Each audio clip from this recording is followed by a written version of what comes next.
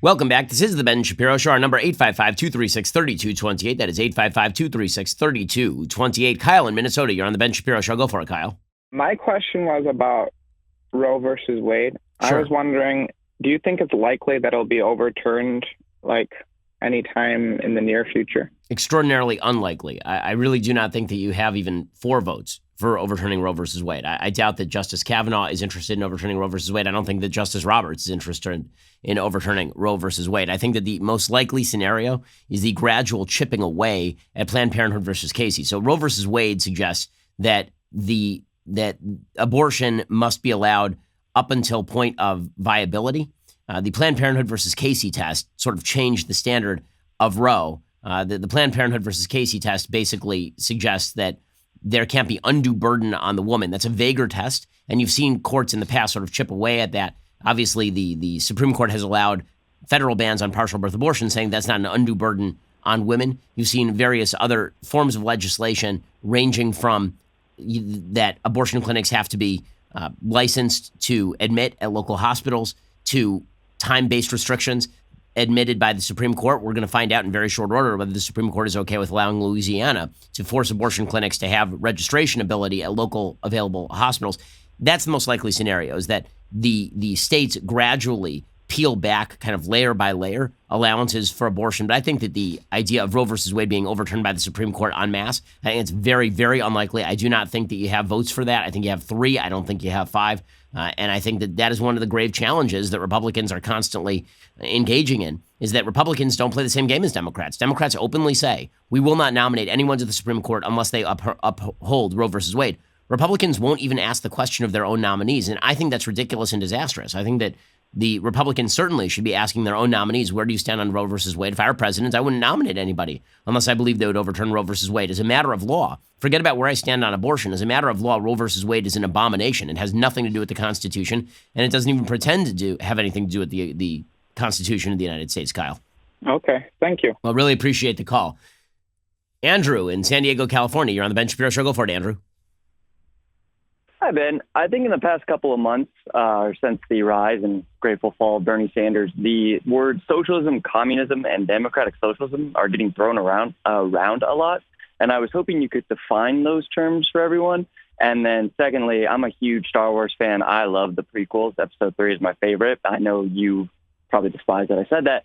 But if you could only watch either the prequels or the sequels for the rest of your life, which of the 2 trilogies would you choose? Okay, well, I'll start with the second question because it's easier. Obviously, the prequels are better than the sequels. There's no question. I mean, my kids are very into the prequels right now, actually. Attack of the Clones is shockingly not as bad as I thought it was when I first watched it. Phantom Menace is a disaster. I mean, Phantom Menace is just horrible, except for the duel at the very end. And Revenge of the Sith, I recently re-ranked my Star Wars choices, and I believe I put Revenge of the Sith 3rd. It might have been 4th after Rogue One. So Revenge of the Sith actually has some pretty effective moments. Everything with Palpatine is really effective in Revenge of the Sith. So I will take the prequels over the sequels. At least the prequels didn't kill my favorite characters in the worst and stupidest possible way. As far as the differences between socialism and communism, do not buy into the Bernie Sanders line that socialism is like Norway and Denmark and that communism is the Soviet Union. That is nonsense. Socialism is just a broader rubric that includes communism. The social democracy is not the same thing as democratic socialist. Bernie is basically futzing up his terms because he wishes to proclaim himself a Norway-Denmark guy, which would just mean sort of the modern Democratic Party, honestly. In reality, he's backed every communist regime that he can lay his eyes on. So there really is no difference between socialism and communism. Socialism definitionally means the communal ownership of the means of production. Okay, and there's no way to do that in the absence of state compulsion, which means communism. Right? There is no other way to do that because once the society owns the means of production, they're going to and distributes from each according to his ability to each according to his need. That's communism. So the only question is whether the basis of the society is free and capitalistic, as it actually is in Norway, Sweden, Denmark, Switzerland, or whether the basis of the society lies in the collective ownership of the means of production, as it does in Venezuela or the Soviet Union or Cuba. Bernie is definitionally in favor of socialism, not social democracy. He just lies about it, Andrew. Yeah, thanks, Ben. I see the terms communism and socialism a lot, and they just seem like the same thing to me. I couldn't differentiate. No, that's right. between People them, just and lie about it. based on It's what one you're of the, trying it's to one of the say most to me. annoying things in politics is when people redefine terms to their own benefit. Is when they suggest, well, what socialism really means is just that you have a social safety net in a highly capitalistic society. That is absolute nonsense, and there's a reason that Bernie does it. There's a reason AOC does it, because when anybody looks communism directly in the face, it looks a lot more like China and a lot less like Sweden or Denmark. Casey in Michigan, you're on the Ben Shapiro Show. Go for it, Casey. Hey, good day, Ben, and many blessings on your ever-expanding family. I appreciate it. Thanks so much, Casey. Yeah, I got a question on constitutional law and then corporate law if you have time.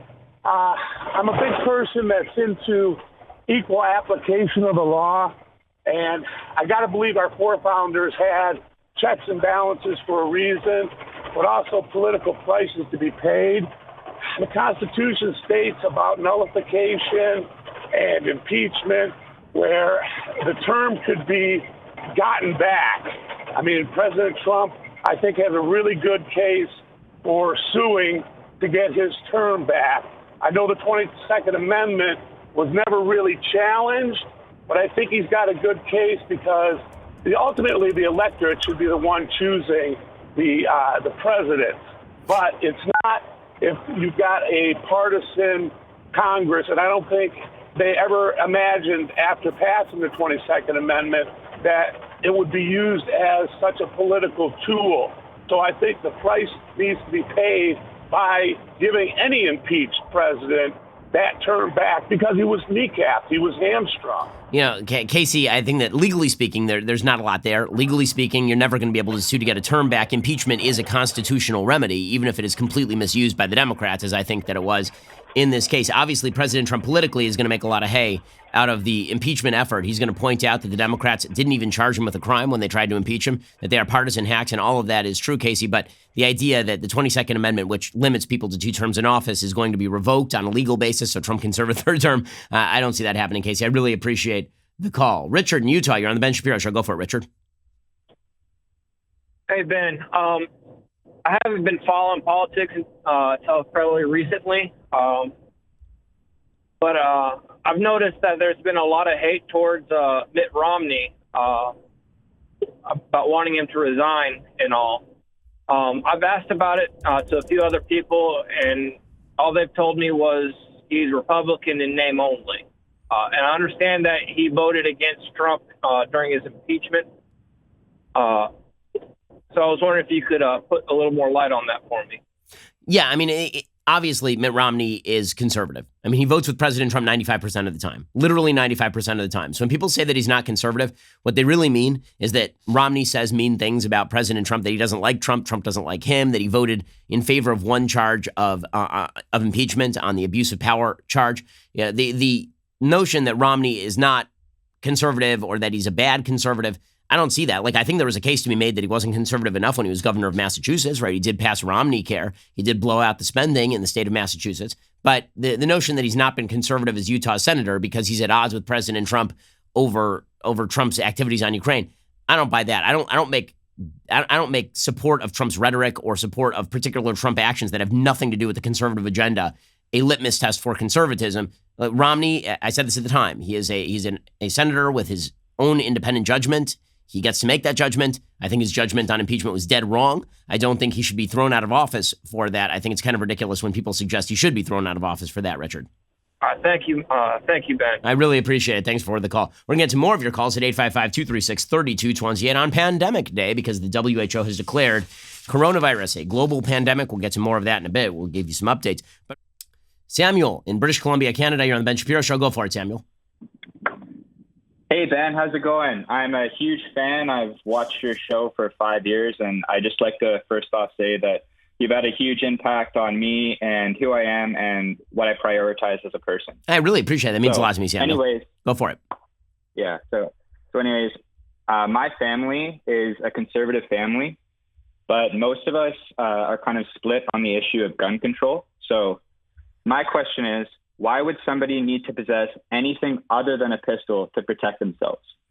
Well, the answer is actually a pistol is not necessarily the best form of protecting yourself. Like, I have a shotgun for home protection, Samuel, A lot of people use ARs for home protection because rifles are very accurate. I use a shotgun that has slugs that don't penetrate the walls, which actually is kind of important. Shotguns are also good because when you rack a shotgun, it freaks people out, and so it might make them run, so you never have to fire the weapon in the first place. Also, if you're talking about guns that are likely to be used in murders, pistols are far more likely to be used in murders than rifles are. It's very weird that there's so much focus on long guns when the reality is that pistols are used in like exponentially more murders in the United States than long guns are because they're easier to carry, they're easier to transport, they're easier to hide, and all the rest of it. So as far as automatic weapons, full-on machine guns have been banned in the United States for distribution, for mass distribution since 1934. So it's just not the case that Americans are walking around en masse carrying machine guns capable of firing off 100 rounds at a time. Now, that said, you can obviously, you could obviously